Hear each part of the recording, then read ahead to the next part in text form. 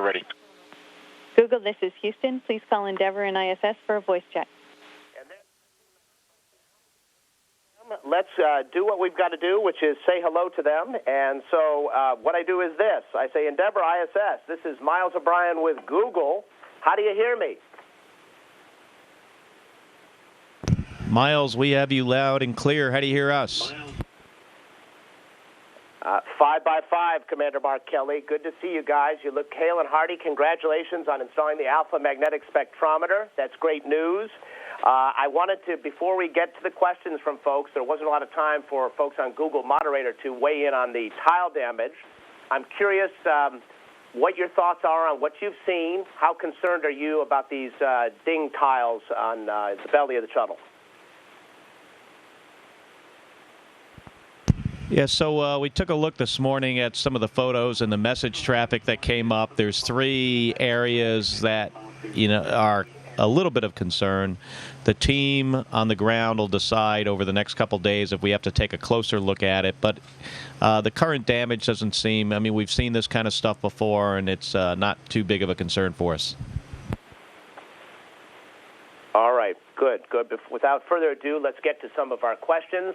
Folks on Google Moderator weighed in with a lot of enthusiasm, a lot of good questions. And the first one is a video question that comes from Spencer Kelly, I think no relation, in Miramichi, Canada. Let's roll it. Hi, Commander Kelly. I'm Spencer Kelly, but I don't think we're related. I live in Miramichi, Canada. I was wondering, after 4 times going to space, what do you look forward to most in going to space?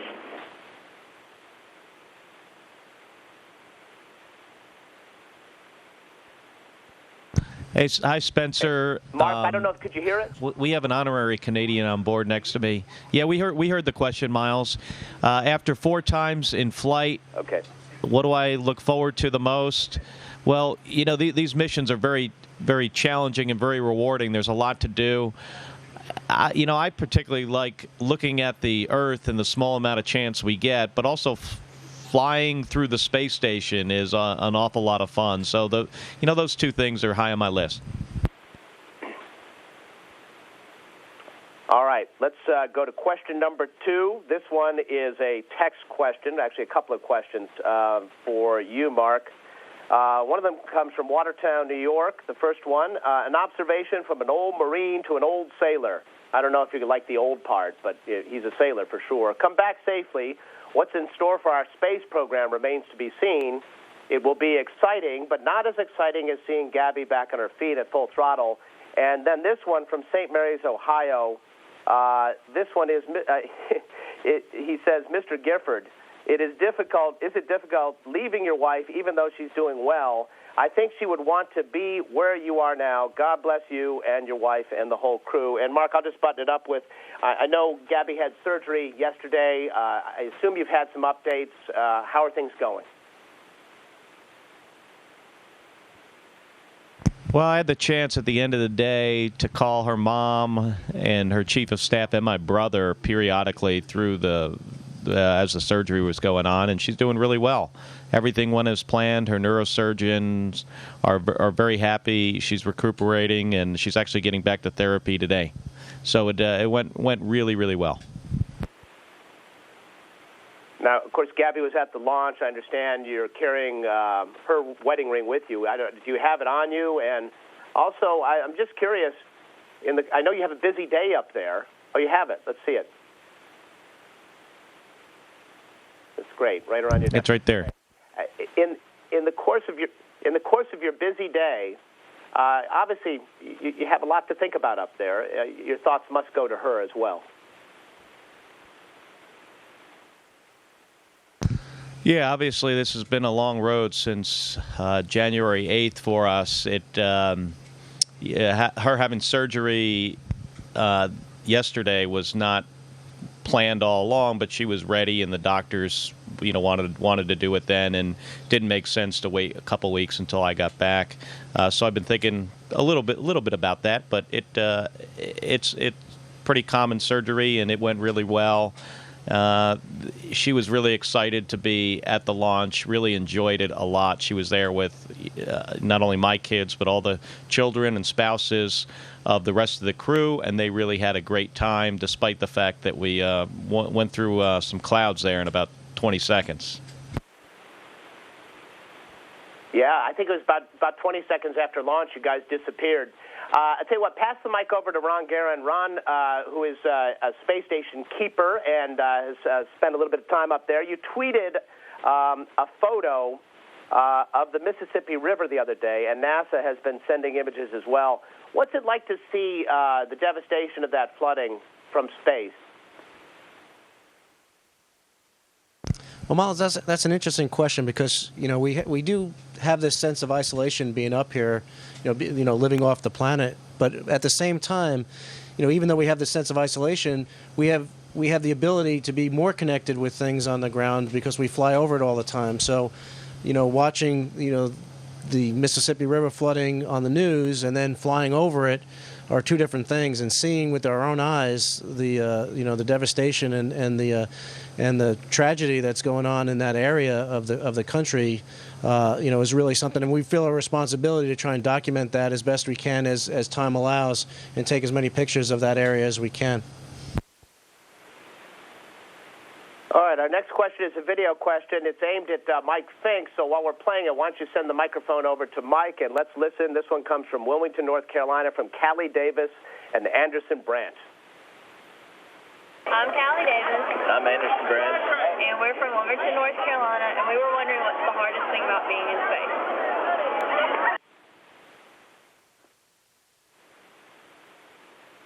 The hardest thing about being in space. Hello from the International Space Station. Got your question, and Callie and Anderson.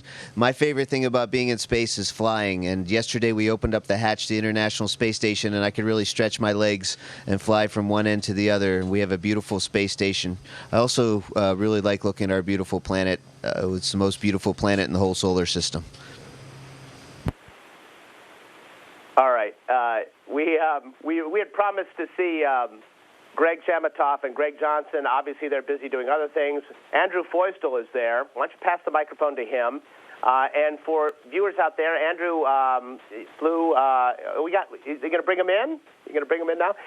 Drew was on the last servicing mission to the Hubble Space Telescope, performed a series of spacewalks out there, has some more spacewalking duties ahead. And here's the question for you, Drew. Hey, we're getting a late ad here. There's Box. Greg Johnson comes in. The pilot never gets enough respect. I'm glad you did that. That was a good move. Drew Feustel, this one from the Grinning Man from YouTube. The question is, how realistic is Obama's promise to visit the planet Mars by 2030? Do you believe it is possible to do it sooner?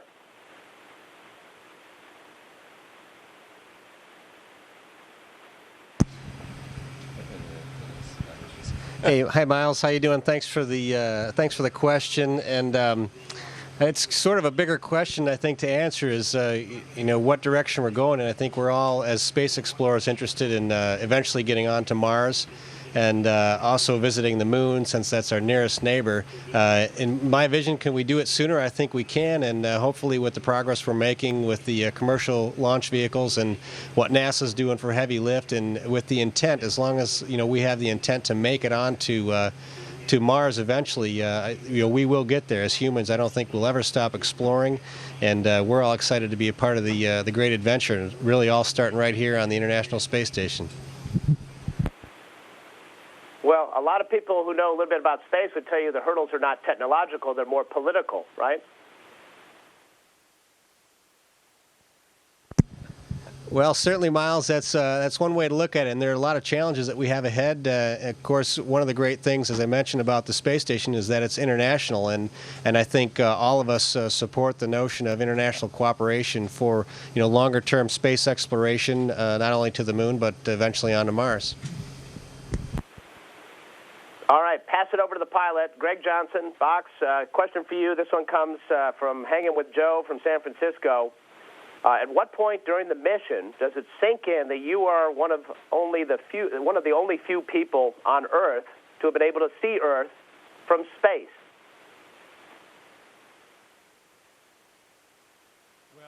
I think it's a great honor. There have been quite a few people, almost 500 now, and just like any other mode of transportation. You need to turn your mic on, Box. Turn your mic on. Turn the mic on. Sorry about that. As a late ad, I guess I didn't get the brief. To be all the time. No worries. No worries. Yeah, as a point of order, both Taz and I were not. We were not AWOL. We were actually just finishing up with the AMS install. But to answer your question, I think that any mode of transportation like cars and airplanes progress along. And in space, there's been almost 500 people that have looked at the Earth from space. And I think in a few decades, there will be many multitudes of more people that get to see the Earth from space. But I can tell you it's a great honor, and I cherish every moment. Well, I will say hear to that. I hope I'm among them. Send it over to Commander Kelly there. This is the highest-rated video question of all of the Google moderator questions. So we're going to roll the video. This comes from Ethan from San Francisco. All the Google moderator participants voted this the most interesting question. So here it comes. I know Commander Kelly's wife, Representative Giffords, has really worked hard on solar policy in Congress and led by example, installing panels on her roof in Tucson. I was hoping to get the crew's thoughts not just on solar power, but the power of space exploration to really challenge ourselves and develop new technologies that not only enable space exploration, but also benefit everyone back at home. Yeah, great question. So that's one of the it's one of the interesting things about when you do something that's really, really hard, like traveling in space. Getting off the planet and into Earth orbit and going to the moon are very difficult things to do. And when you do something like that and you push technology forward, you get a lot of benefits.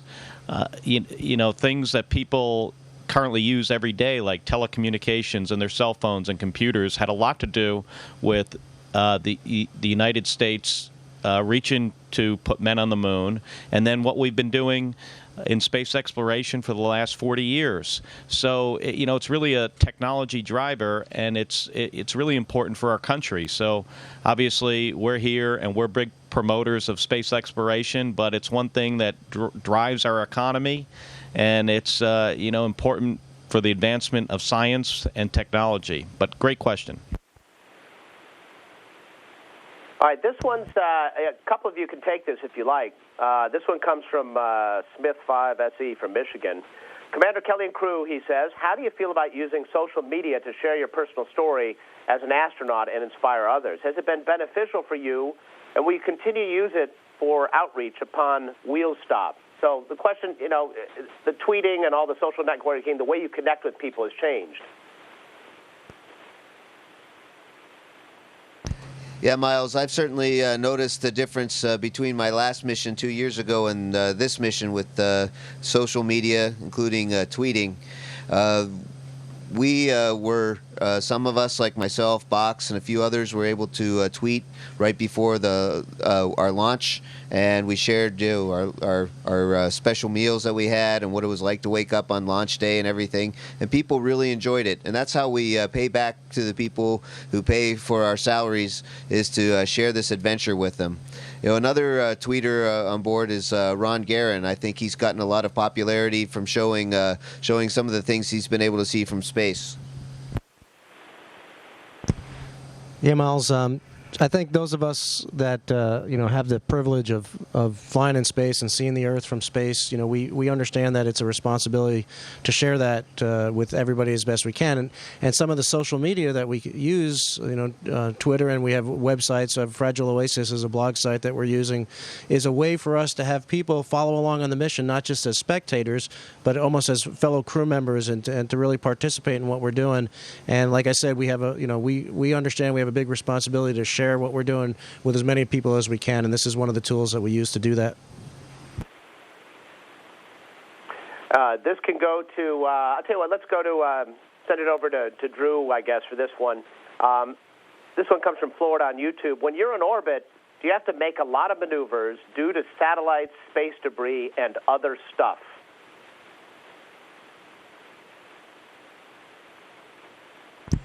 Okay, so Miles, thanks. I guess that was a question. Do we have to make a lot of maneuvers? And the answer is sometimes.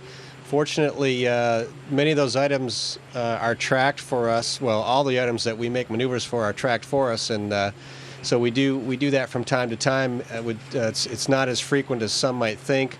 Obviously, the bigger danger for us is items that are not tracked, and that's especially true for spacewalkers. So it's something we think about, but fortunately, many of those issues are taken care of by the ground control teams that are watching out for us. All right, send it over to Box there. Greg Johnson, this one comes from DJ Admiral on YouTube. What kind of internet connection do you get up there? Is it fast? Any restrictions? Wink, wink. What's the IP range of visits from outer space? Good question, DJ. As shuttle guys, we really don't partake in the internet. We've got synchronizations with our emails. It kind of gives us a pseudo email or pseudo internet to communicate with our families and friends and our associates. However, I'm going to pass this to Ronnie because on the station, I believe that they have a better internet than we do on the shuttle. So this is something that's somewhat new, is our capability to use the internet. And how it works is we could be at a laptop here on the International Space Station and basically control remotely a PC or a computer down on the ground that is connected to the internet. So we're limited to when we have the correct communications coverage to be able to be on the internet, and there is some lag in it, so it does work slower than you're probably used to on the ground. But it's a very useful tool, and it really helps us to stay connected with what's going on the Earth. All right, let's send this one up to Mike Fink in the back there. This comes from Mondia Blue in Houston, Texas. You know that place. Do you get to take anything extra on the shuttle, like pictures, a teddy bear, or maybe a special blankie? Well, every mission takes a lot of. I mean, we try to carry as much scientific payload and useful things that we can, like resupply for the International Space Station. So we're very limited to take personal gear. I did bring some pictures of my family. I have 3 beautiful kids and a really nice wife. She's also beautiful. I brought a few small trinkets for the kids, and that's pretty much all that we can bring. On the space shuttle, we're only gone from home for about 2 or 3 weeks, so it's not a big deal, and so we don't need to bring any special blankies. All right, do you have any of your personal trinkets with you, on you, that you can show us? I was just working along with Drew here on our spacewalking suits, our EMUs that we're going outside with tomorrow. So I don't have any of my equipment on me, any of my rings or any of the other trinkets. But I think we have some here from the other guys. Excellent. Yeah, Miles, this is Well, tell me about the Peace Love Gabby bracelet. Wow. That's pretty special. I'm glad. I wish I had one myself. Hey, this one, final kind of. This is one of my favorites from Innocent Nightmares, Garland, Texas. Do you ever actually say, Houston, we have a problem?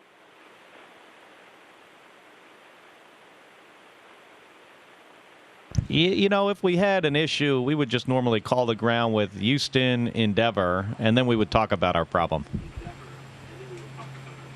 Yeah. All right.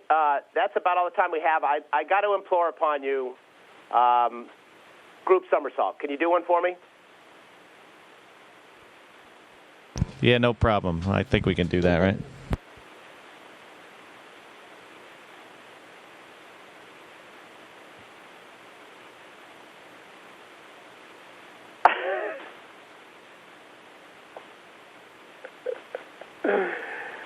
That's certainly not as graceful as it could have been. That's why we usually hesitate to do those, but it's certainly fun to do. Well, I got to say, at least you're having some fun up there. You're not going to the Olympics with that. Keep the day jobs, guys, or night jobs on this mission.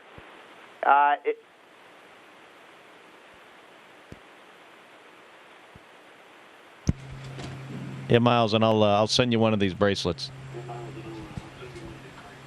I would like one. Thank you to all of you very much. Appreciate your time. I know you got a busy mission ahead. You got the spacewalk ahead. And thanks to all of you for your time and to be a part of this and for watching us and sending us such terrific questions. You can see portions of this interview on the PBS NewsHour and the entire interview on the NewsHour's YouTube channel. For everyone at Google, YouTube, and the PBS NewsHour and Space Shuttle Endeavour and ISS, I'm Miles O'Brien.